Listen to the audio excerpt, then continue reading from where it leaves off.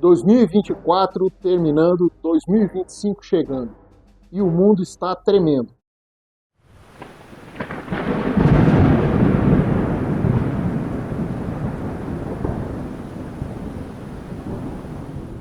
Muito bem, nosso assunto hoje é terremoto.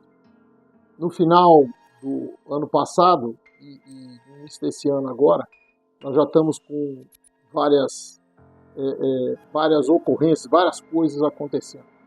Para vocês terem uma ideia do que é morar no Círculo de Fogo, né, que é aquela área do Pacífico, vários terremotos acontecem em vários locais, sempre. Para vocês terem uma ideia, no dia 27 nós tivemos terremotos nas Filipinas e em Fukushima, que todas essas duas localidades ficam ali no Círculo de Fogo. Mas nós tivemos também na Rússia e em Portugal. Me preocupei bastante com esse de Fukushima, porque é uma área que já foi judiada aí por uma tragédia muito grande, e agora a coisa se repetir. Então, isso foi o resultado do dia 27. No dia 28 nós tivemos em Tonga, também lá na área do Círculo de Fogo. No dia 30 nós tivemos no Havaí, 2 vezes no Chile e 1 vez nas Filipinas. Tá? Então, assim, quase todo dia nós temos terremotos em vários locais do mundo. Um provável terremoto na falha de San Andreas, que é chamado pelos cientistas de Big One, seria um terremoto gigantesco, tá? E poderia ter consequências muito graves, inclusive erupções de vários vulcões, supervulcões, uma série de coisas. Porque a falha de San Andreas ela tem uma característica um pouco diferente. Enquanto as placas tectônicas, uma entra por baixo da outra, é o caso ali no Círculo de Fogo, a placa do Pacífico entrando embaixo da placa da América do Sul e ali levantando a Cordilheira dos Andes, né? Então por isso muito terremoto no Chile, no Peru. A falha de San Andreas é um pouco diferente, porque não é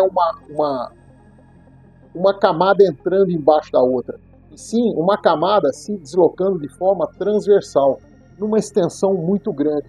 Isso gera terremotos muito fortes, tá? E muito próximos da superfície. E isso pode levar a erupções de vulcões, como eu falei, e tragédias muito grandes, porque não é uma área muito populosa ali na Califórnia. Então a cidade de São Francisco, tudo isso está em cima da falha de San Andreas.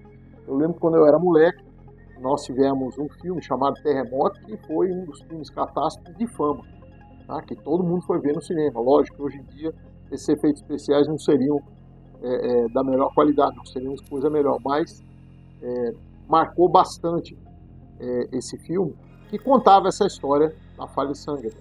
Mas, ao que nos interessa como sobrevivencialista, nós podemos estar viajando fora do Brasil, já que o Brasil é relativamente protegido de terremoto, não que não aconteça.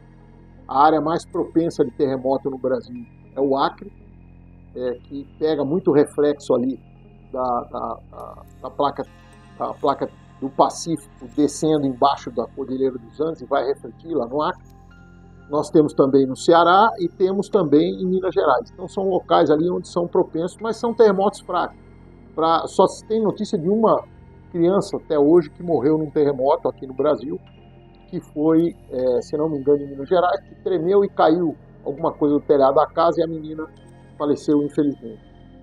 Mas nós não temos nenhum grande estrago feito por terremoto aqui no Brasil, pelo menos que eu tenha conhecimento. Então, nós como sobreviventes que podemos estar viajando em algum lugar, eu mesmo já estive no Chile e na Argentina, e quando eu passei do Chile para a Argentina de manhã cedo nós acordamos um terremoto, eu já contei isso no vídeo, muito pequenininho, mas foi. Então a gente pode estar viajando, e aí o que fazer? Tá? Então eu acho que é a parte mais importante do nosso vídeo. Primeiro, durante o terremoto você vai ter dificuldade de se deslocar, de sair correndo, você não consegue se equilibrar. Então se você estiver numa casa, numa área fechada, procure se encostar em alguma coisa, de preferência uma parede, tá? Pode ser até encostar num sofá, criando, então aqui seria o obstáculo, você se encostando nessa parte aqui, você está criando o que os bombeiros chamam, as equipes de resgate chamam de triângulo da vida. Ou seja, quando uma laje cai, ela para naquele obstáculo e você consegue ficar sobrevivendo aqui embaixo. A maioria dos sobreviventes são encontrados nesse local chamado triângulo da vida. Pode ser até um sofá, uma escrivaninha, alguma coisa assim, mas de preferência uma parede, uma laje, alguma coisa que você se encoste e possa se proteger ali. É interessante que a gente, principalmente se está numa área de risco, a gente sempre leve um apito, porque você pode estar com dificuldades até de respiração, ou você pode estar desidratado há algum tempo, já preso nos escombros, e o apito ele é ouvido bem longe, ele é muito mais longe do que a voz humana.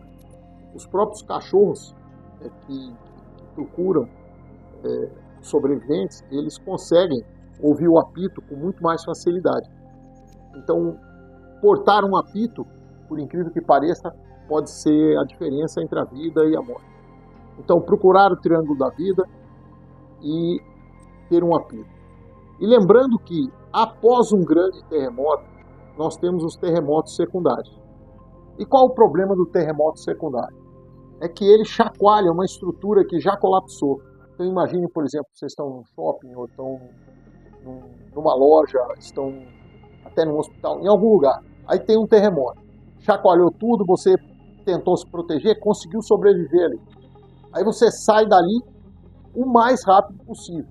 Porque em seguida, outros terremotos até mais fracos podem acontecer, mas estarão chacoalhando uma estrutura que já está rachada ou que já desabou.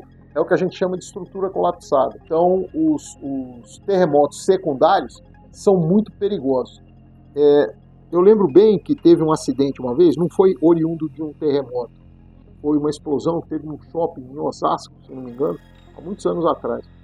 E as primeiras pessoas que entraram para salvar as pessoas que estavam feridas ali na explosão, várias delas foram atingidas por pedaços de escombros que caíam. Tá? Os próprios bombeiros sofreram essa ação. Então é muito importante sair para uma área aberta o mais rápido possível e aguardar a orientação das autoridades. Então terremoto é uma coisa complicada e eu me preocupo muito com aquilo que não tem no Brasil, porque nós não estamos preparados nem psicologicamente, nem materialmente para isso. Então nós temos que estar muito atentos quando a gente vai para uma área de risco.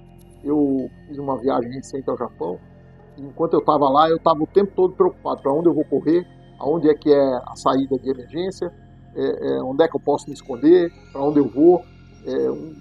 Foi uma neurazinha que eu estava na minha cabeça ali o tempo todo, não falei isso para ninguém, mas eu estava sempre atento a isso.